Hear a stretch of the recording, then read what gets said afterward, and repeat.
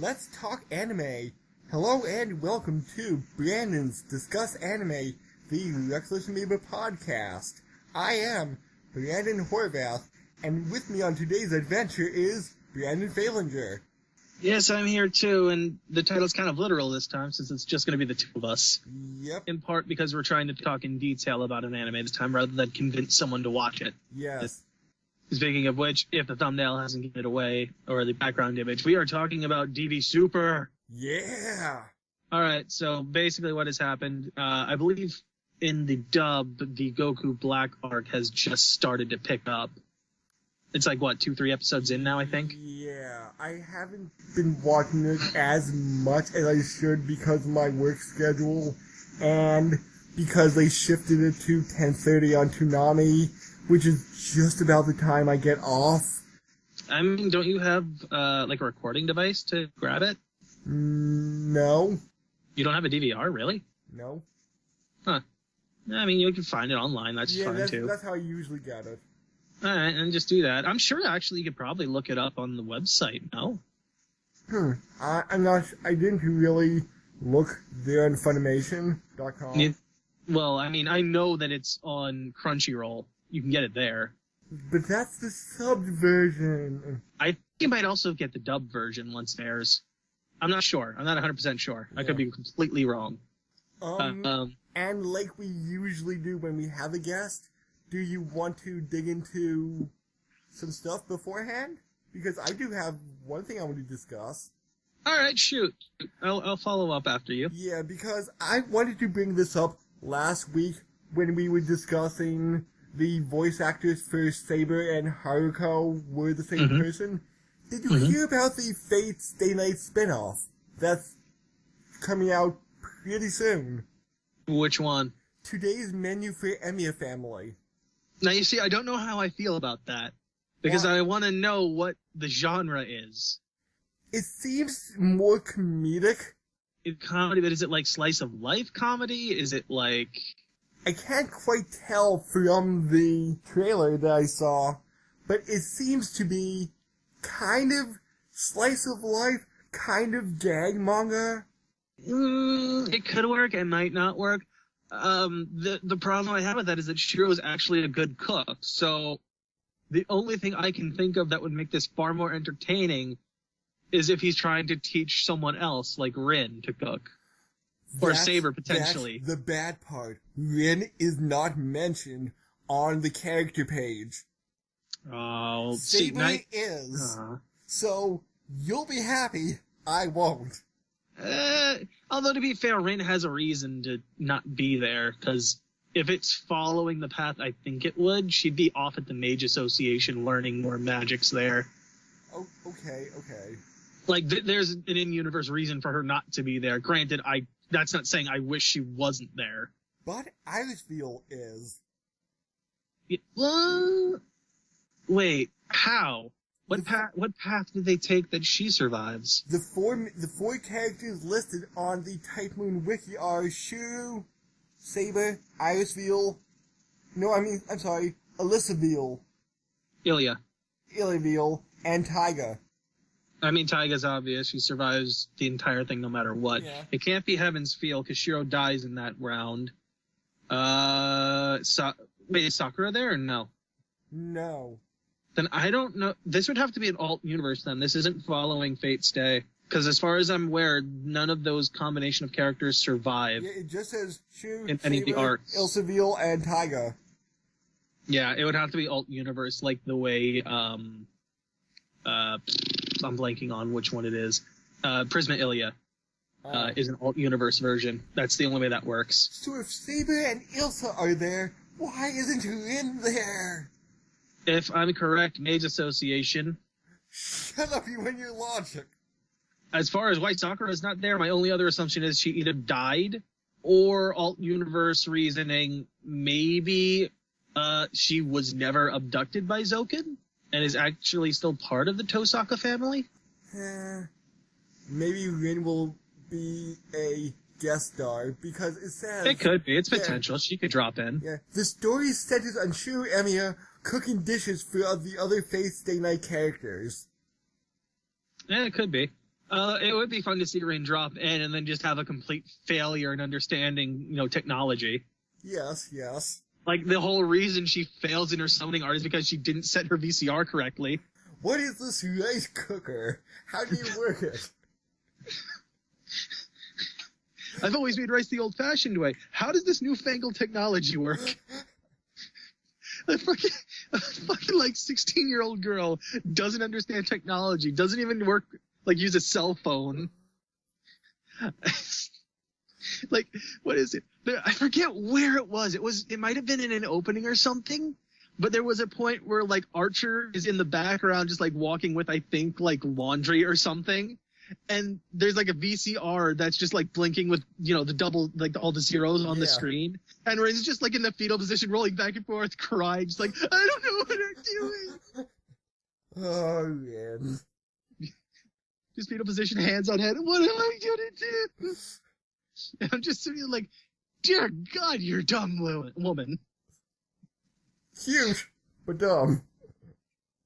Like, basically, I understand that Kira is a piece of shit when it comes to being a mentor and a teacher, but still, you live an everyday life at school. Come on. Like, you have to have at least some knowledge of how this stuff works. Okay, your thing that you were going to mention. All right, so this is probably late when this is going to get posted. Showing you, like, we're recording this on the 25th of January. So tomorrow they are going to be airing the voice actors of Vegeta and Goku going head to head in Dragon Ball FighterZ. Oh.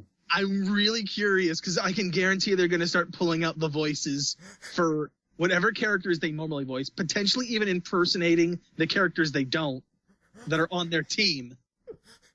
Oh, that would be glorious.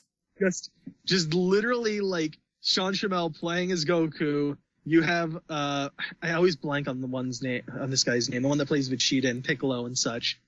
I hate that I blank on it. But having him just like voicing each of the characters as they're fighting each other. Christopher Sabat? Sabat, that's it.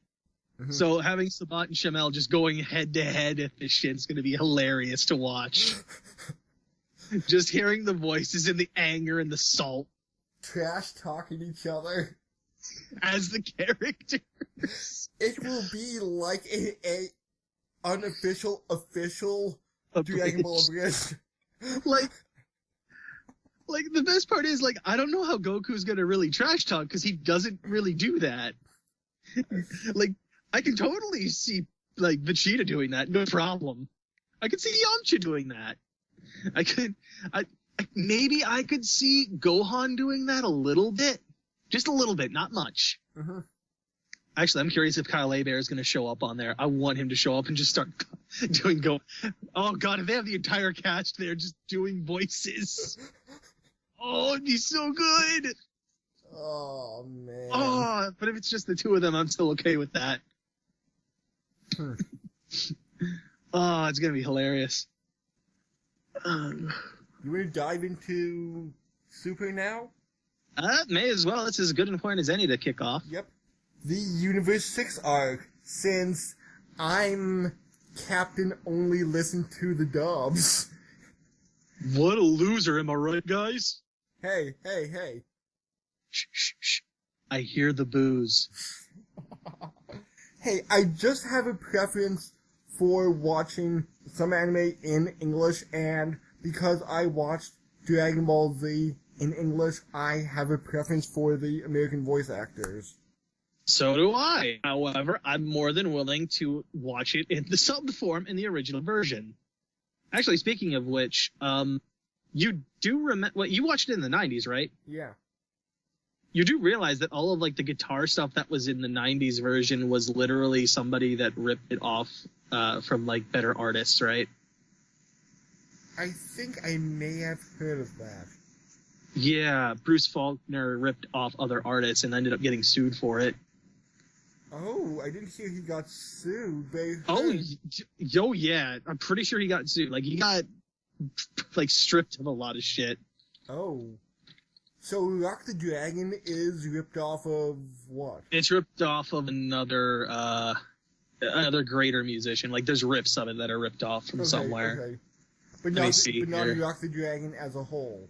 I'm not 100% sure. It would take me doing research to know exactly what is what. In the sanctuary, somebody Saban leaving the continuing your synth rock. I'm pretty sure it was Faulkner. I could be wrong, but I know it was somebody that was writing the music got screwed over because he was stealing it from other people. Okay. But anyway, moving on from like dub versus sub and all that arguments to deal with. Dear God. Yeah. I'm more than willing to watch both. Basically, I like all the way up and current with DB Super as is. You're stuck just starting the Super version of the Goku Black arc. Yep. Which you haven't quite started, like you said. Yeah. And since that just finished, we decided it's just a time as any for anybody that may be, like me, watching the dubbed version to cover the Universe 6 arc. Actually, one of the things we could do then is if we really wanted to get into it, we could start doing episode reviews. However, that might be a bit too tedious for us at this point in time. Yes, way too So maybe tedious. just an arc discussion in general. As of the time being. So who knows? Maybe at some point, once the Universe Survival arc starts over here in the dub, we'll be able to do that. If not, who will? Maybe. We'll just cover the whole thing as a whole. Either that or like halfway through. Yeah. Let's see here. So where exactly do we want to start with this? Like, what do we want to talk about? Do we want to talk about how Goku and Vegeta are now trained on Beerus's planet and they meet Champa, or? We could bring that in, yeah. Like, the whole meeting with Champa and Beerus and how, like, basically they're literally twins is how they're described as far as I'm aware. There's no contradiction. Both named after alcohol. Oh, Toriyama. What just like all the gods do? of destruction and their angels. From what I understand. They are all alcohols of some sort. Boy, Toriyama and his naming. Hey, look, the man had to get sloshed probably to write these stories. I don't blame him. After years of doing this, I'd get tired of it too. Oh, just jumping to something I saw a few days ago. I actually saw a picture of a refrigerator, a cell phone, and a beer cooler up against a carrot with a Dragon Ball setting. I mean, why don't you just give him the hair too? Man. Yeah, like, what was it? How exactly did they put this? Yeah, Champa comes in, basically. He's been, as we saw, I believe at some point in the middle of the Golden Frieza arc, or the Resurrection F arc, Champa's been gathering giant-ass planet-sized Dragon Balls. The Super Dragon Balls. Yes, the Super Dragon Balls, hence the name. Yes. So, Champa ends up coming in and challenging Beerus to, like, a food contest, because this is apparently something they've done on a fairly regular basis. In that they try to outdo each other with who has the better food in which universe. Obviously, we got the whole exposition of, hey, we got 12 universes here, not just the one.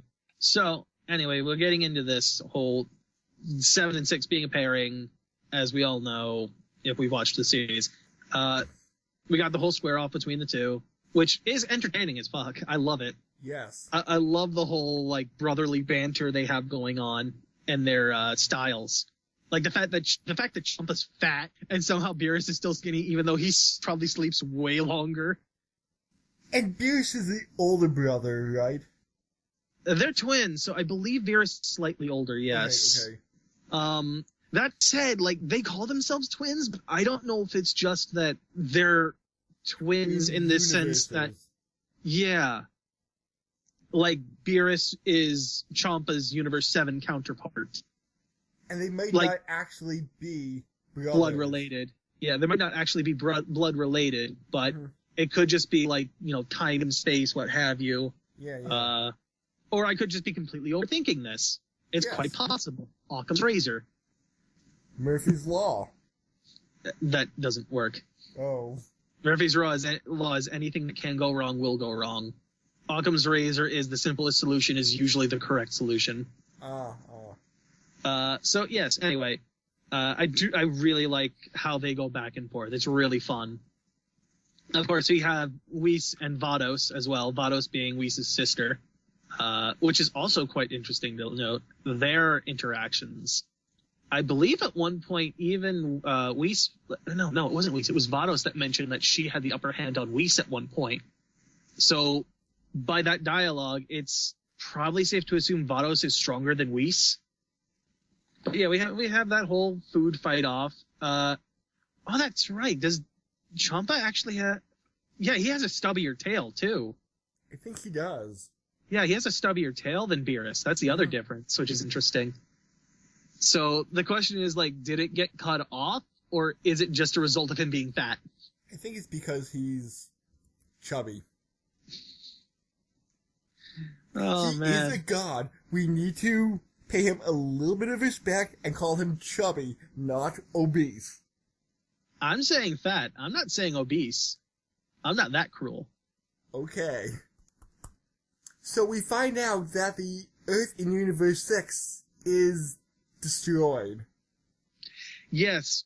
Universe 6's Earth is destroyed. Like, once Champa finds out where the food that beats him in the food contest comes from is from Earth in Universe 7, he asks Vados to scan for Earth in Universe 6, right? So apparently there was some kind of big war on Universe 6's Earth that completely and utterly annihilated it. Like, to the point where it's uninhabitable. I believe it still exists. It's just uninhabitable. So, like, the question is, like, what did they do? Like, it's just a generic war that, simultaneous destruction? Like, it just makes me really curious as to what did that. So, Champa wants to challenge Universe 7 to a fight for the Universe 7 Earth. Yes, the whole point in the end is if Champa wins, his Earth and Beerus' Earth swap. If Beerus is to win, he gets the 6 Super Dragon Balls that Champa has gathered already and has to find the 7th. And then make a wish. Which also, I should not forget to mention the fact that the 7 Dragon Balls are split among Universe 6 and 7. Which, this also brings up a good question as to, since there are 12 universes, are there other Super Dragon Balls split among those twin universes as well, or no? Maybe? Because as far as I'm aware, in the Universal Survival Tournament, they've never mentioned it. And that's when we get to meet all of the gods of destruction and their supreme Kais and such. Yeah. So, as far as I'm aware, there is only a single set of Super Dragon Balls in all 7 of the universes, or all 12 of the universes, and they belong to Universe 6 and 7. So they try to find the 7th Super Dragon Ball by going to the center of the universe using Bulma's souped-up Super Dragon Ball scanner. Yeah, isn't it like the size of her body, or near that? I think. And they have to, like, call in Jacko to be like, I need your ship, man! And Jacko's like, oh, anything for you, Bulma, old friend. Oh, you want to go to the center of the universe? No. Isn't there a point where Vegeta threatens him, like, you best not do anything funny with her in there? Yes. And Jacko's just like, why would I do that with someone that old? Which, you know exactly what kind of reaction Bulma gets to that shit. Just immediate punch to the back of the head. And Bulma is, like, 30, like, late 30s, early 40s by now? Somewhere in there, yeah. Actually, that was one of the other interesting things that I don't think was shown in the anime. I am bringing in the manga here just for clarification, because I have read it as well. Did they actually show why Beerus and Champa ended up going down that tournament? Not the tournament, the food challenge with each other. No. Interesting, because they actually show it in the manga where they literally get down to the point where I believe Whis and Vados end up making a cake for them both, right? Mm-hmm. Since they're twins, they share a birthday, which again, if you want to overthink it like I like to do, maybe they're blood related, maybe they're not, whatever. Yeah. Anyway, they end up, in this case, they put a single fruit to top it off, like how some cakes have like a strawberries or something on it. Yeah. They put a single delicious fruit on top of it, and I believe Beerus ate it and didn't split it with Champa.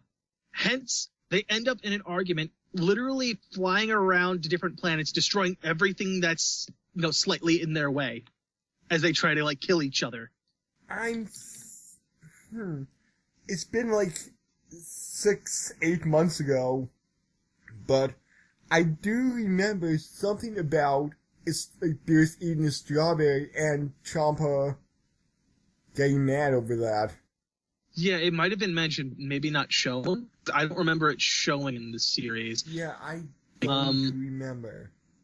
But what ends up happening is that literally Vados and Whis knock them both out, or at least hit them to the point where they can't move anymore, with just like a swift hit to the back of the neck. Mm-hmm. Technically, they're temporarily disabled. And they convince them, look, we'll just do this with food instead of actually obliterating freaking universes. Like planets willy-nilly. Like, it was their solution to the problem they technically made themselves. Because they didn't get 2 fruits. Yeah.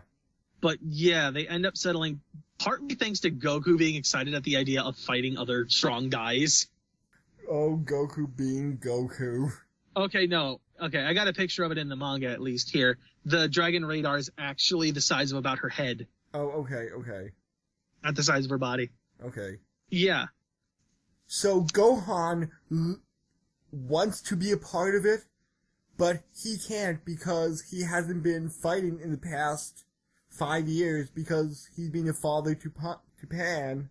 Well, we actually forgot Zuno-sama. Oh, The Zuno. apparently knower of all. Oh yeah, and Boma asked him a question, kind of like are you serious about that? That is your third question. Yeah, like, he's a cheeky asshole. Like, he's literally like a genie. Like, be extremely careful with how you, like, word your wishes or how you word your stuff. Mm-hmm, mm-hmm. Or he'll take it literally. Yeah. So they didn't get really any information except for the fact that they are 7 Super Dragon Balls. We know that. So here's the other thing too, and I'm 99% sure this one is mentioned inside of the anime, because I think it's all the same facts, right? So here's what we get, right? Colloquially referred to as the Wish or the Wish Balls, the Super Dragon Balls were created in the year 41 of our God calendar, right? Mm-hmm. So these things weren't around since the beginning. They came around about 4 years after the start of the universes. Assuming, of course, year 0 is when the universes start. Uh-huh. Now, the other thing we get is that it was created by the dragon god Zarma. This is something that never comes up again as far as I'm aware. My question is, if Zarma is a god, why did he split it up? Again, if there are only... Because I'm pretty sure it might have been mentioned in here before, but it is only in Universe 6 and 7. Why did Zarma choose these 2 universes to, like, put the Super Dragon Balls? I don't know. And then you come into the whole idea of, well, the Namekians make Dragon Balls, right? Mm-hmm. So is Zarma Why do they have Namekian in some way? somehow connected to the Namekians potentially? There's a connection there, possibly. Though I'm pretty sure I read at some point in here that the Namekians actually chipped off pieces of the Super Dragon Balls to make their own. Huh. But that was never mentioned as far as I know of in the anime. It's only in the manga. Yeah. Which is strange. Yeah. So, potentially, there's a connection between Zarma and the Namekians, right? Mm-hmm. Potentially, and if you remember actually watching the original Dragon Ball series, when evil Demon King Piccolo creates his children, and I mean the ones that end up like going around killing the other martial artists on Earth, not, Piccolo Jr. who grows up to become the Piccolo we know now. Yeah. They're kind of dragon-like. Like, they're more scaly. They have spines. They have the dragon wings. So, I will say this, for people that don't know, I am kind of pulling this in part from Moscow X's theory about this. In that there could be a throwback here. They could be reincorporating that idea of maybe those dragon-like children that Demon King Piccolo had back into the Namekians. Maybe not. Maybe it's just a convenient thing. I don't know. Maybe, the Namekians did just steal pieces of the Super Dragon Ball and then make their own. Yeah. In which case, that does come down to the thought of, well, how did Kami make his own Dragon Balls? He was separated from the other Namekians. But that's like a full-on discussion we could just have, like, being hypothetical about everything. But yeah, we go to Zuno-sama. He basically gives in all the information to Bulma. She can't find the 7th one. Eventually, we get to the point where we're going to start the tournament. And what was it? You were mentioning Gohan. Gohan can't go. He had been training. He wanted to go because he had been training since the whole Resurrection F thing. Mm-hmm. Couldn't because work got involved and he got stuck. Because if you recall, he's like, no, he has to go out and give a big speech. He can't be involved in this. He ends up choosing that because he was still too low powered. No, that wasn't the case. Oh. Well, it might have been in part, but it was mostly because the job came in. Oh. So he ended up not being able to go. Mm-hmm. I'm literally on the page in the manga. He had an important academic conference today and couldn't come. That's why he's not there. Ah. So he is out of this tournament because of that, which for Gohan fans is kind of a disappointment, especially after seeing what happened with Frieza. Because I hate to say it, but he is kind of useless. Like, he is literally Sakura Haruno levels of useless at this point. And then, of course, we get to meet someone who might even rival Mr. Satan in his power. Monaka. Oh, Monaka. A person so powerful, even the god of destruction fears him and his nipples. Doesn't Monaka mean large nipples? I'm actually not 100% sure, but it would not surprise me. I think that's what he said. In my language, it means large nipples. It could be. No. He of Great Ponta is what Whis says. Ah. Which, here on my planet Wagashi, his home of origin, people are there docile and kind, but their true power is one such that once they bare their fangs, even Beerus-sama would have a difficult time trying to corral them.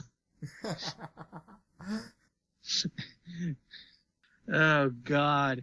So, yeah, the idea in this case was to bring in Goku, Vegeta, Boo, who else was there? Piccolo, and there was a 5th. Who was the 5th one again? Oh, I forget. Monarch is the 5th. I'm dumb. I'm talking about him now, and I'm dumb. I thought you meant somebody else besides Monarch. No, those are the 5.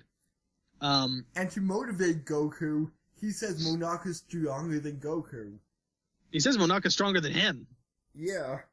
Him being Beerus. Yes.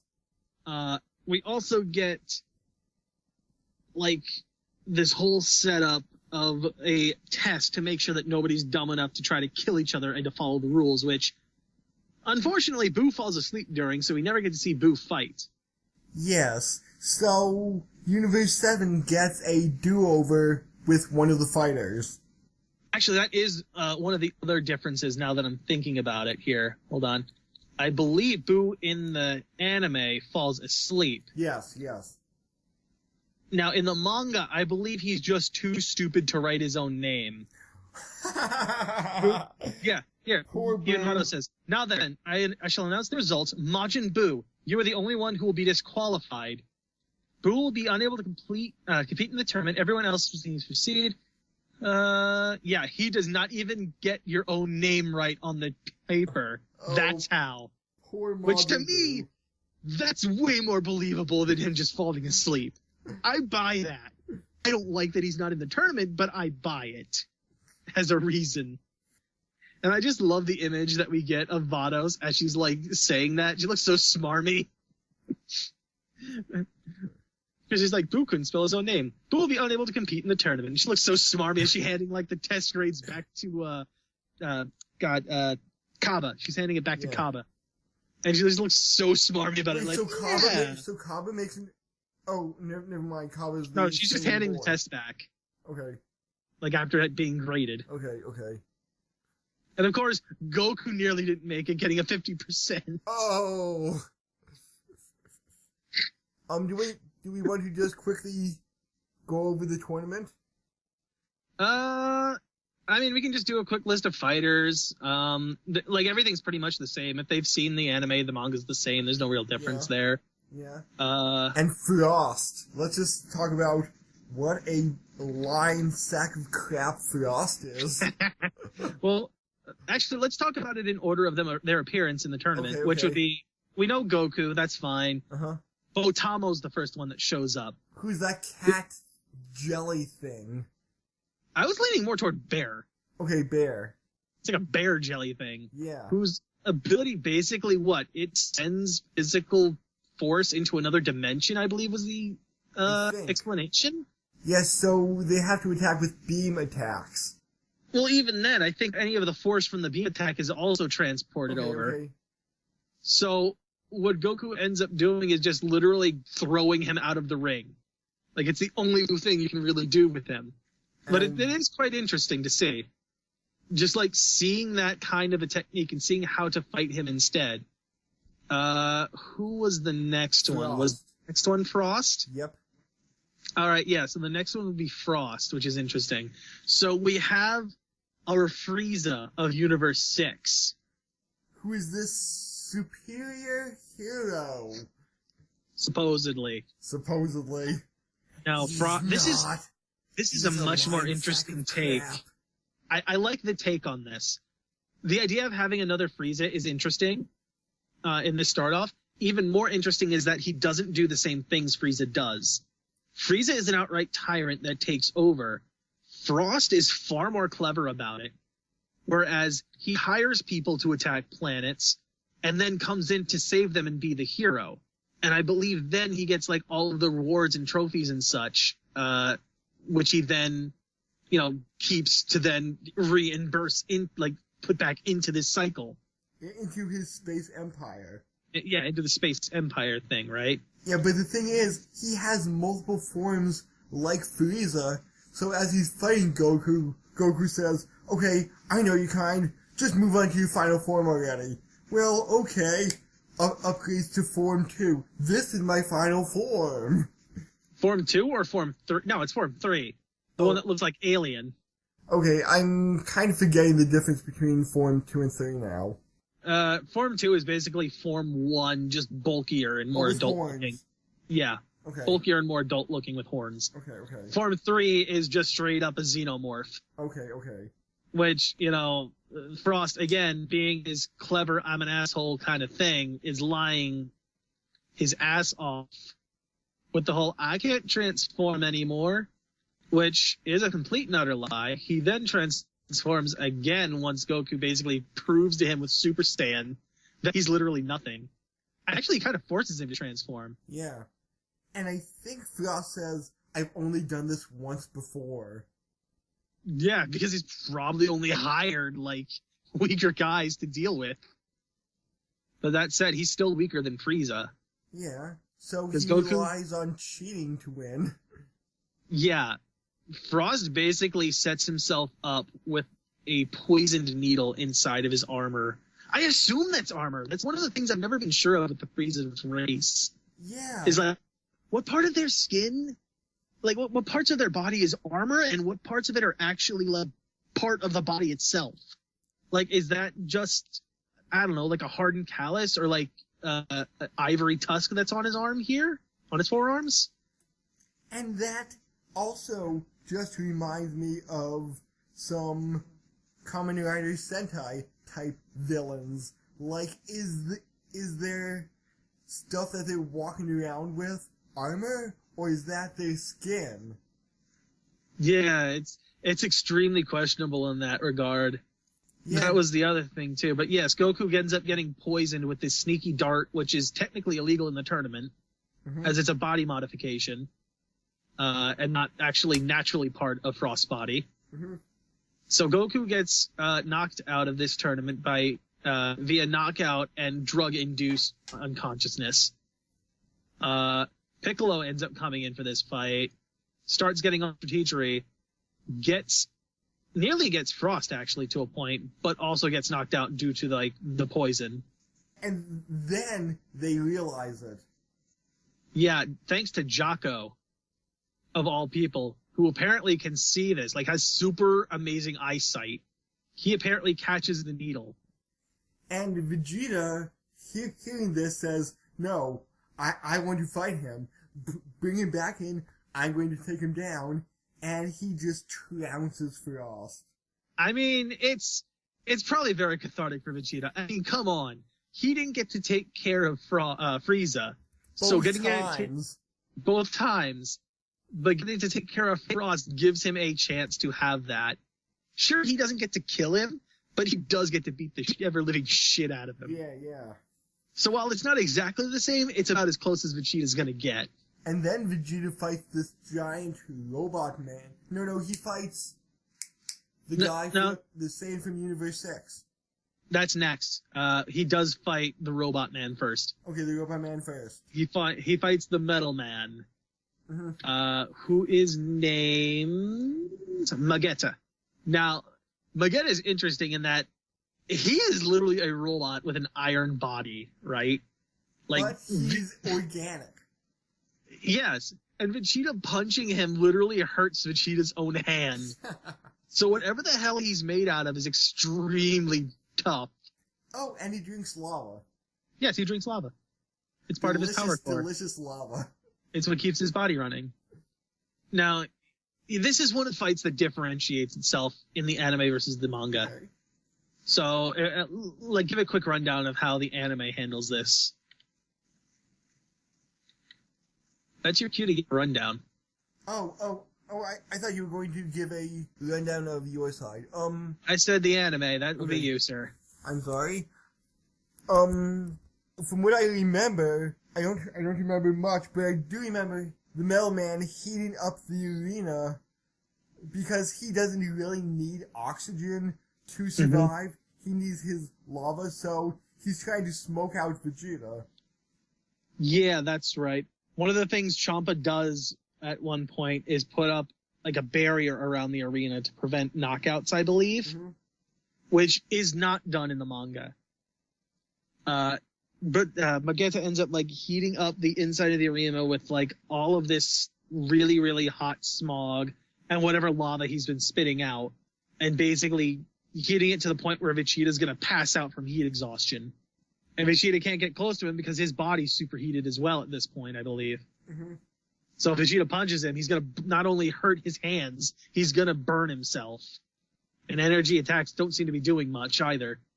So Vegeta ends up breaking the barrier, I believe, in the anime version.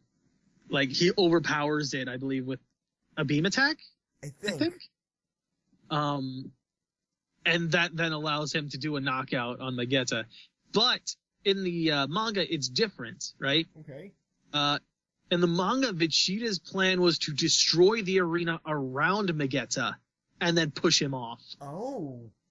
So, and we're missing a big thing here that allows the whole knockout to go, and that's apparently the Tin Men or the Metal Men of Universe 6 have extremely sensitive feelings.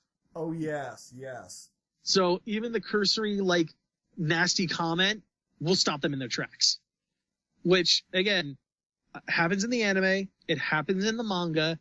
That allows, that insult allows Vegeta's hit, rather than being deflected, the Ki Blast he uses, rather than being deflected, to hit Magetta and knock him out onto, the destroyed area of the arena. Mm-hmm.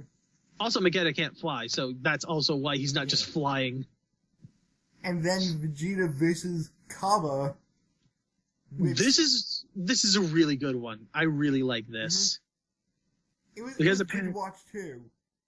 Because one of the more interesting parts, and this plays out the same in both, there's no real difference, other than maybe a little bit of dialogue here or there. Mm-hmm. But Kaba basically never, no Saiyan apparently, as far as he is aware, has ever found the Super Saiyan transformation.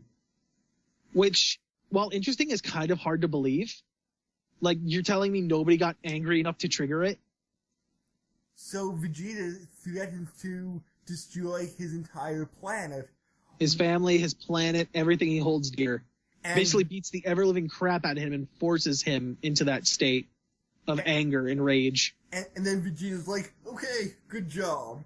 That's Super Saiyan. Remember that feeling. Yep. And then proceeds to go Super Saiyan Blue and just trounce him and knock him out of the arena. Tough love, Vegeta. I think he says that he does want to go see Universe 6's Planet Salada then, which I would love to see. They haven't done it yet. I want to see it. And then we come off with Hit. Yes. Oh, Hit. The main man of Universe 6's team. The assassin Hit. Never miss Hit. Single hit. Yes. Or maybe single strike hit would be a better one. I thought it was never miss Hit. I don't know. I don't remember that part. All I know is, like, the man has never... so many nicknames. Well, not only that, he's never failed to kill his target. Yes, yes. And Goku finds out what he's doing. Well, I mean, yes and no. What ends up happening is Vegeta gets completely taken out. No contest. Vegeta is down within seconds and is brought out of the arena.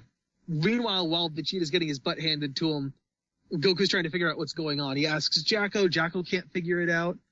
But who was it? Like the King of the Universe? Of Universe 7 was there along? I think that's his title, King of the Universe. He apparently knows what it is, or at least has a idea of what it would be. Mm-hmm. That being the time skip.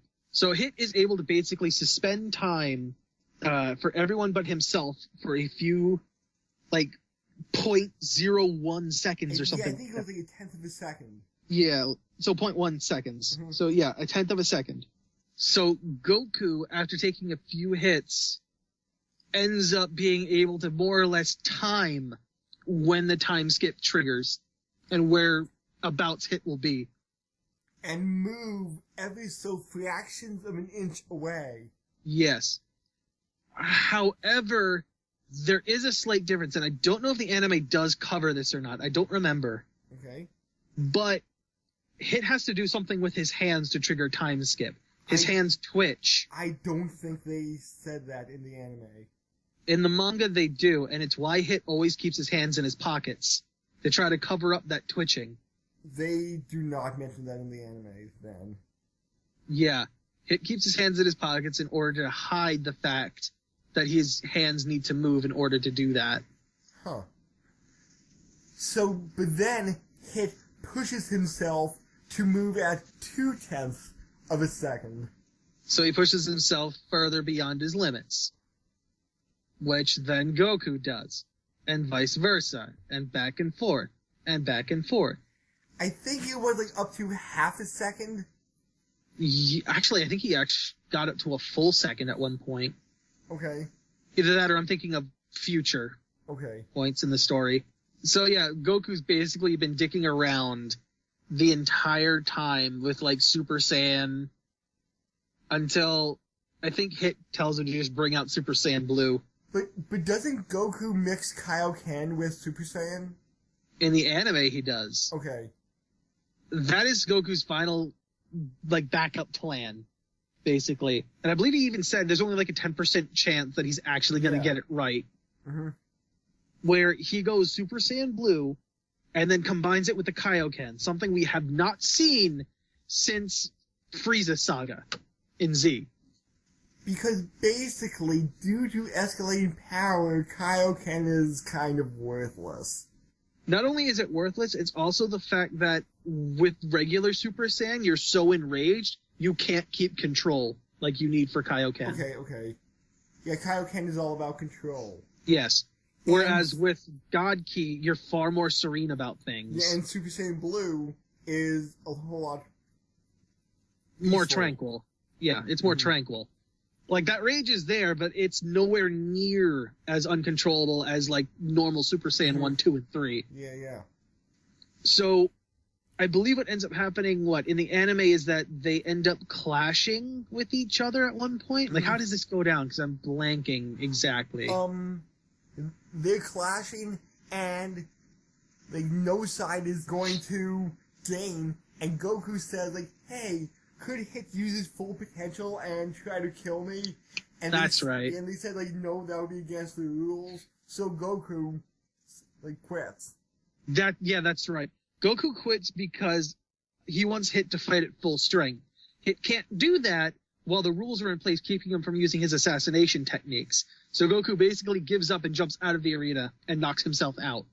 Like, even after Hit went through all the effort to finally, like, push himself beyond his limits, something he's never had to do before.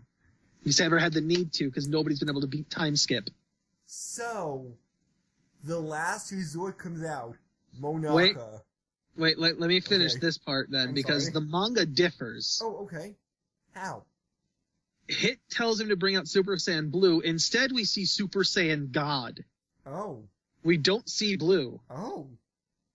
And the difference with that is the fact that Blue has power, whereas Red has speed. Oh. So regular God is much faster than Super Saiyan Blue, but Blue has power. So rather than having Kaioken come out, which, don't get me wrong, I love that idea. It's great to see that old technique come back and be useful. However, what Goku does in here is instead, for fractions of a second, flip from Super Saiyan God to Super Saiyan Blue. Oh. So just before his punch will connect with Hit, he jumps to Blue, hits, goes back to Red. Huh. Really? Wow. The other thing is, in this, Hit also isn't able to increase the time that he can do the time skip. Mm-hmm. He is still stuck at a single tenth of a second. Oh, so he doesn't improve speed in the manga? He does not. Oh. But Goku is able to keep up with him like this. Oh, okay. That's interesting. Like, he does get stronger, right? Like, he unleashes full power and everything, but time skip does not seem to work. The only video tested once. Yeah. Like, Hit at full power can only use time skip once, is what he says. Yep. And he discovers what Goku is doing because of that. And because he's so shocked by it in that he realizes what's going on, he messes up that time skip. That one and only time skip he has at that full power. Okay. And Goku's able to take him right then and there. Does Goku still sacrifice himself and not sacrifice?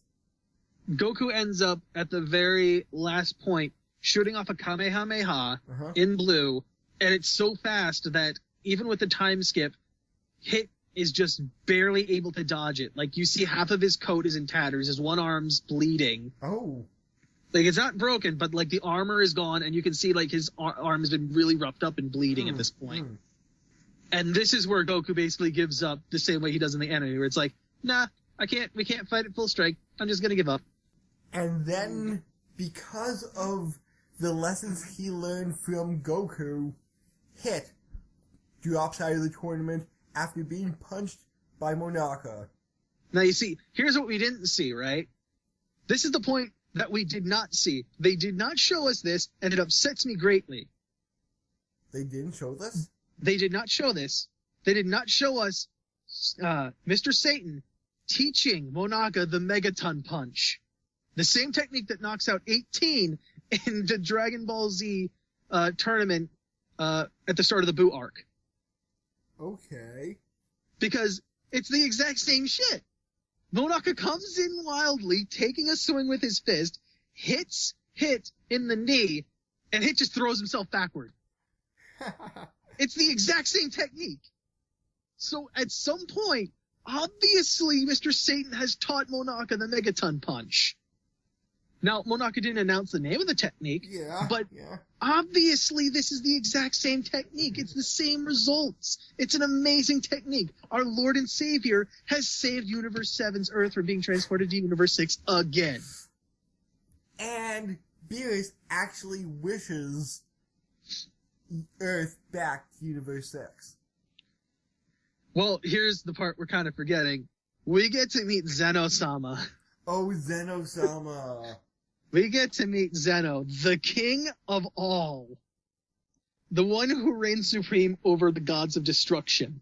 And Goku shakes his hand. Which freaks out literally everyone. Because why the fuck are you walking up to this all-powerful being who can literally destroy you in half a second? Like, who just has to think your destruction and you're done. And he's a little kid. He's literally, like, I think barely above Goku's knee. Yes, yes. So, yeah, apparently Zeno really likes him. And apparently, like, I did hear the Zeno voice, I believe, in, yeah, I did. I heard the dubbed version of it, and I didn't really care for it. Oh, okay. I know what they were going for. They were going for someone that sounded far similar to the subbed version, to the original Zeno. But the voice doesn't sound as good as it should. Like, the inflections is what I'm looking for. Mm-hmm. The voice sounds very similar, but the inflections are off.